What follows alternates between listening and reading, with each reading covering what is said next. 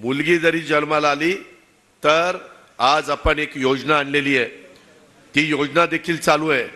तुमच्या घरामध्ये एखादी मुलगी आली तर तिला आपण 18 वर्षाची होईपर्यंत 1,01,000 रुपये हे तिला टप्प्याटप्प्यामध्ये देतो। त्याच्यामध्ये लेक लाडकी योजना आहे, आम्ही ती 2023 पासून सुरू केलेली आहे। वयाच्या 18 वर्षापर्यंत टप्प्याटप्प्याने एका मुलीला तिच्या बँक खात्यात 1,01,000, जुळ्या मुली झाल्या तर तिलाही 1,01,000 आणि तिलाही 1,01,000 अशा पद्धतीनं पिवळ्या आणि केशरी रेशन कार्ड धारकांना हा लाभ दिलाय। कुणाला? गरिबांना दिलाय, ज्यांचं वार्षिक उत्पन्न 1 लाखापर्यंत आहे। अशा प्रकारच्या योजना आहेत का? तर महिलांचं सबलीकरण झालं पाहिजे, सक्षमीकरण झालं पाहिजे।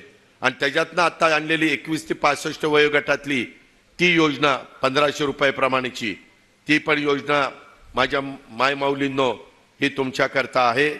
त्याचबरोबर अनेक वेगवेगळ्या प्रकारच्या योजना, काही जण आता मला महिला भेटल्या, आम्ही 65च्या पुढच्या आहोत, त्याच्यावर आमचा फॉर्म ग्राह्य धरला जात नाही, त्याच्याकरता देखील निराधार असल्या तर त्यांना देखील योजना चालू आहे। निराधारमध्ये संजय गांधी निराधार, त्याच्यामध्ये श्रावण बाळ, त्याच्यात पण योजना चालू आहे।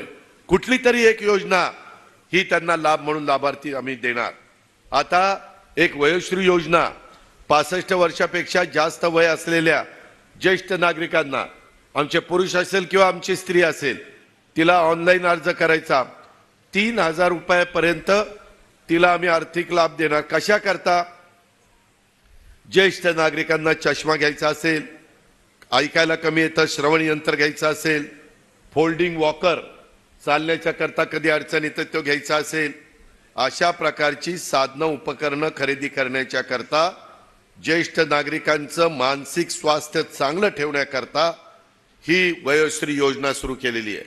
मला राजेंद्रजी तुम्हाला सांगायचं आहे, बाकीच्या सगळ्या माझ्या सहकारी मित्रांना पदाधिकाऱ्यांना सांगायचं आहे, त्याच्या संदर्भामध्ये रवींद्रजी तुम्हाला पण सांगायचं आहे आणि माझ्या इतर सहकारी मित्रांना पण त्या ठिकाणी सांगायचं आहे, सागर तुलाही सगळ्यांना सांगायचं आहे की ह्या योजनेची माहिती घ्या आणि आपल्या इथल्या वयस्कर माणसांच्या करता ज्यांचं उत्पन्न कमी आहे त्यांच्यापर्यंत पोहोचवण्याचं काम करा।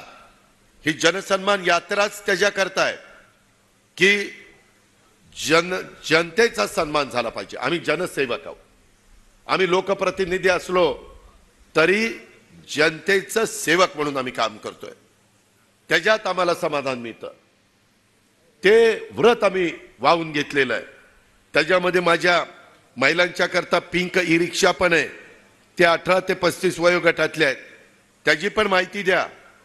त्याच्यामध्ये ज्यांना स्वतःची रिक्षा चालवायची 10% त्यांचे, 20% आमचे राज्य सरकारचे। समजा गाडीवर 3.5 लाखाची ई रिक्षा का म्हणतात? ई म्हणजे ई नाही, म्हणजे काय बाई ई त्यातली ई नाही, ई म्हणजे डिझेल पेट्रोल न लागणारी इलेक्ट्रिकवर चालणारी ई रिक्षा। तिचा रंग पिंक आहे। पिंक काय? तर ती पिंक चालवणारी रिक्षा माझी महिलाच चालवतीये। त्याच्यावर रात्री अपरात्री महिलांना कुठं जायचं म्हटलं, पिंक रिक्षा थांबवायची, ए थांब, ती आतमध्ये चालवणारी तुमचीच भाऊजाई आहे, तुमचीच बहीण आहे, तुमचीच लेक आहे, तुमचीच कोण ना कोणी आहे, त्याच्यावर ती तुम्हाला सुरक्षित ठिकाणी घेऊन जाईल आणि त्याचा हप्ता वगैरे व्यवस्थित परतफेड करेन, पेट्रोल नाही लागत, डिझेल नाही लागत, तशा पद्धतीची ती योजना आहे। ती शहरी भागाच्या करता 17 शहरांच्या करता राबवतोय, पण डीपीडीसी मध्ये देखील मी त्याला मान्यता दिलेली आहे। नियोजन खात्याचा मंत्री म्हणून मला मान्यता देण्याचा अधिकार होता आणि त्याच्यातून निफाड शहरामध्ये